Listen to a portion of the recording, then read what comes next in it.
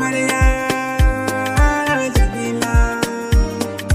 Barka Sena angon amarya.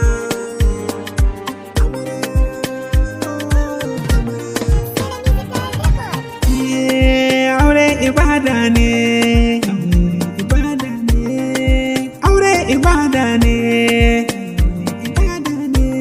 Bismillah gwani sarki daya, babu mai iko sai kai daya. Kai ka ce mu yo aure rabbana. Aure sunnar manzo dan Amina. Yau sai murna domin biki na kauna. Auren soyayya rai baya kuna. Sannan an gogatan amarya, sannan sai na angon Jamila. Martaba mana angon amarya, kai buga mana kiɗan Jamila. Kai ku tashi mu taka auren mu ne.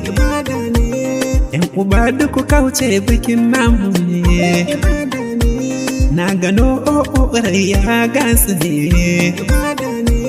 Kai ka tashi ka bar nan ma kuma babu mu ba bacin rai kuma. Yau fa ranar murna ce, ibada ne.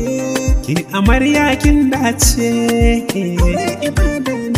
angon amarya kai dace, ibada ne. Angon amarya kun dace, haɗin ku tabbas ya yi fice. Ango ɗan farin gida, amarya ɗan farin gida, waƙar ɗan farin gida tilas ce. Mai murna yana ta yi mai sauti yana kiɗa shi kau ɗan bakin ciki zai zauce.